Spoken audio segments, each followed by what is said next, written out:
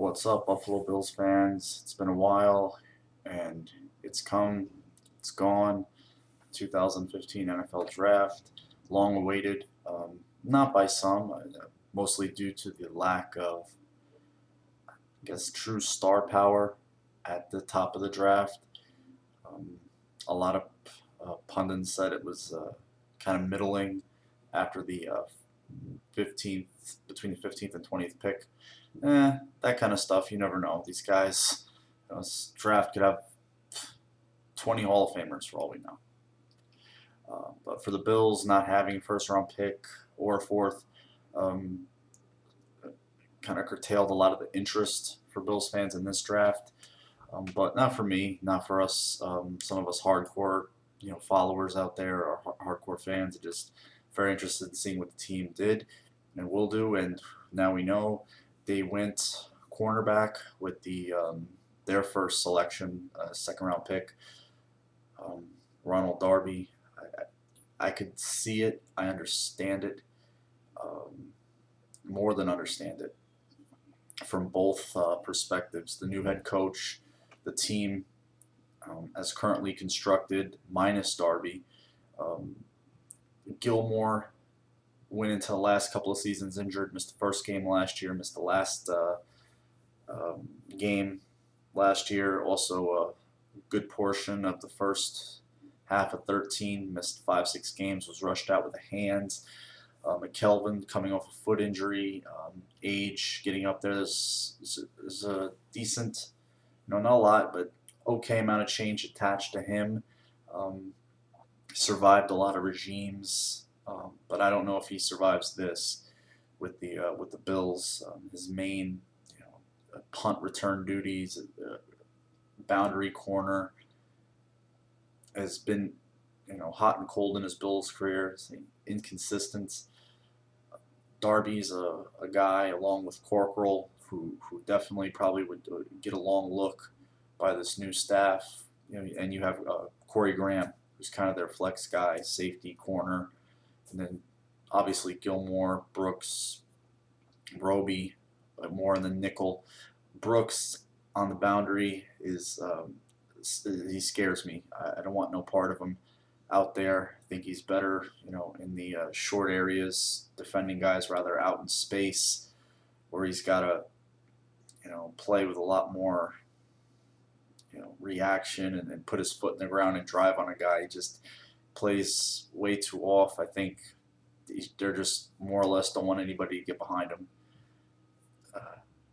Not very instinctual, which is strange coming from DBU, LSU. All the DBs they turn out every year.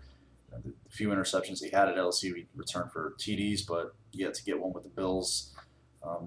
Still a special teams player for this team, but Darby's selection really adds a lot of intrigue to see how that position shakes out. And then to the third round pick, John Miller.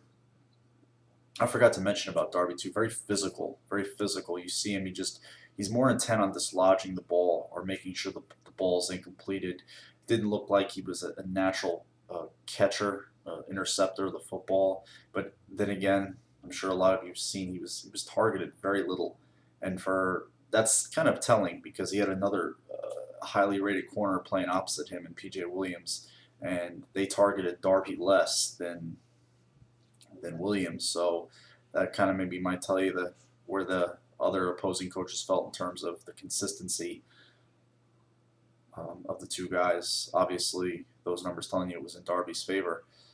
But on to the third round pick, John Miller, physical, kind of a nasty demeanor type of guy, fits along with what Greg Roman and Rex Ryan have been preaching. Mean, toughness, more ruthless aggression up in the trenches, and like Willie said, to match up with the new glut of defensive tackles, defensive linemen in the AFC East, you're going to have to do that. Leonard Williams going down to the Jets. I mean, they already have a strong defensive line. Sue with the Dolphins, and they drafted a pretty strong defensive tackle, John Phillips. So you have that to contend with. And then the Patriots, they always seem to find guys to plug in, and they did with Malcolm Brown from Texas, and they just They just, they always find guys to get it done. Not sexy, not sweet, but who knows? It's it's a kind of pick that doesn't get a lot of buzz, but could have a lot of substance. If I was to line up the offensive line right now, I told a friend I could see Henderson moving to left tackle, Glenn, Miller on the right side, um, Incognito at the left guard, along with Eric Wood at center. I could see it shaking out like that right now, as currently constructed. Urbic and Quanjo, the two main backups. Again, a lot to happen. It's very fluid. We're only in May 2nd. So, I mean, there's a lot of things that are going to happen between now and September 12th, 13th, whenever they kick off the season, one of those two dates. So 4 months. I really see, I tweeted this out, I really see not having drafted a tackle. They stepped back after maybe a guy or two they liked was gone and said, well, we have young tackles on the roster now. We invested in Quanjo and Henderson. So I think it would be prudent for us to wait, see who gets released or cut, and then sign a veteran to come in and compete for that swing tackle position with Quanjo or whoever. Or potentially start, who knows, the way they're talking. This offensive line competition is completely open. And the way they've shuffled guys around during the mini camp, it seems that way. But they've been very adamant about making sure they get the best five out there. On to the third, Carlos Williams, running back, a guy they had in for a visit, just like Miller. He was kind of a surprise right there, but I understand where the team was looking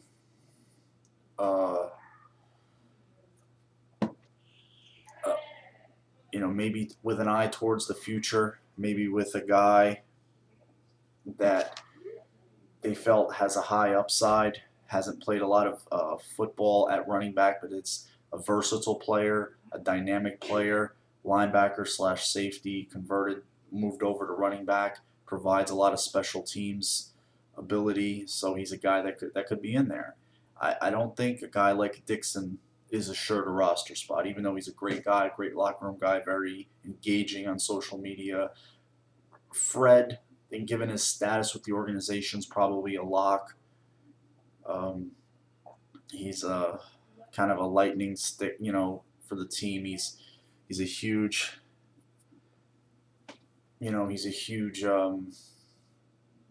just a drawing card for the fans. Felton's obviously entrenched at fullback and McCoy is the main back. And then you go on down to, the 5th and the 2-6, and you got the 7th. You had some interesting picks. It was really interesting. O'Leary was my favorite pick. Nick O'Leary.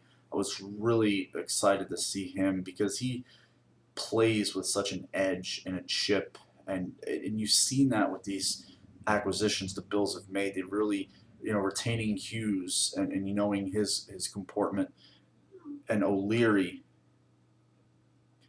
It just guys who get out there and want to compete and want to win and don't have a kowtow mentality, trying to change the attitude of this team. Much like even with Darby, you saw the competing and you saw the edge and the fire, and that was really nice to see.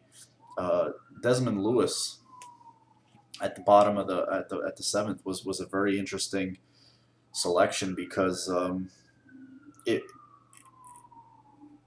lot of size, intriguing player at a position where a lot of people felt that they didn't really need a player. But for me, again, like I said, I think there's a handful of spots I think are locked up. I think Harvin, Woods, Watkins, and missing the second guy. Harvin, Wood, and Easley. Sorry, so that's 4. I think the 2 spots are open. I think Hogan's spot's not guaranteed. Goodwin spot's not guaranteed. So there's room there. There's room there for a guy to make a play. And then they're probably going to keep 4 tight ends. They really are. I think if they had their druthers, they'd rather just keep like they've said, 3 running backs and a fullback, that could shake out that way, depending on how Williams plays, how comfortable they feel with him being the third, how Fred looks, injuries. You just never know. But the O'Leary pick, I really, really liked a lot. I felt like it was a huge. I got a little bit of a. I just love the way he plays. I even tweeted out slap 89 on him, and Mike Dick at 2.0. Him trucking that guy from Clemson was just like I'd love to see. He reminds me of Jason Witten in a way. He really does. He's a guy. He doesn't look like he's running fast. Probably isn't comparative to the other players he's out there with, but he just always is open, and not just he's wide open, and he catches those killer third and shorts or third and intermediates, and he does work in the red zone. And how long have we wanted that, Bills fans, along with Charles Clay, like a tight end that just gets that third and short, is able to get open in a short area. It could be a very fruitful pick for the Bills down in the 6th round. But yeah, having just 6 picks, they probably put out feelers with the whole Petty thing to see if they could drum up a trade to fall back and get more picks. That didn't manifest itself. Stewart, the linebacker that they drafted, provides them special teams ability. A guy that could, he suffered a couple ACLs early, but he's, said that he's been good for the last 2-3 years. If I heard his conference call correctly, that was an area of need. There's a lot of reported undrafted free agent signings right now.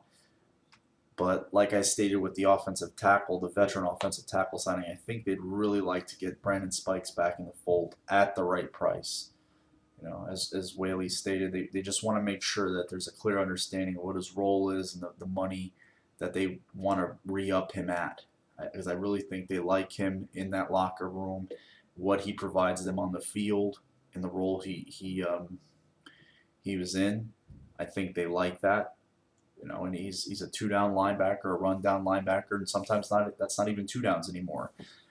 Some people are wondering why not a defensive lineman. Well, a nose tackle or a run plugger, that's a guy that's going to play 20-25%, if that, especially on a team with Darius and Kyle Williams, who are going to be eating up, each 80-85% of the playing time. So you have to allocate that playing time accordingly, with 46 on the active game day.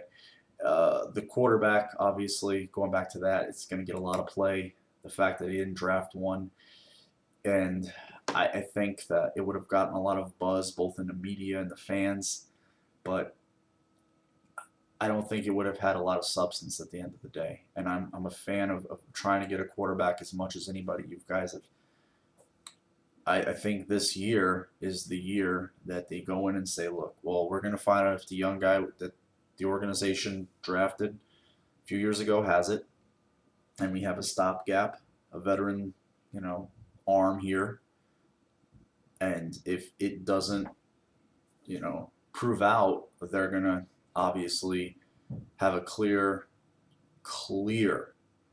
concise need and have a true, like, they have to find a quarterback in 16. If EJ doesn't perform, win the job, or, Castle doesn't give them something.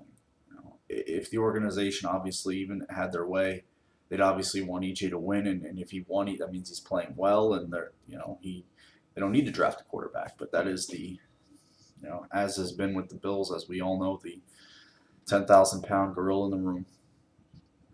So, let's see what happens, Bills fans. There's like I said, a lot of incoming reports about undrafted free agents, probably along the defensive line. Waiting to see. You don't want to jump the gun too soon on those, because a lot of those prove to be false. Later, rebuked, and then they signed somewhere else. They're still weighing their options, so you don't want to jump on that too soon. All right, guys, you have a good one. Take care. Let me know what your thoughts and opinions are. Again, there was no first, no fourth, but look at Bills fans. We're gonna a fun year coming up, and then obviously there'll be a first next year and a fourth. You guys have a good weekend. Big fight tonight if you're a boxing fan. You know I'm a fight fan, so have a good one. Take care.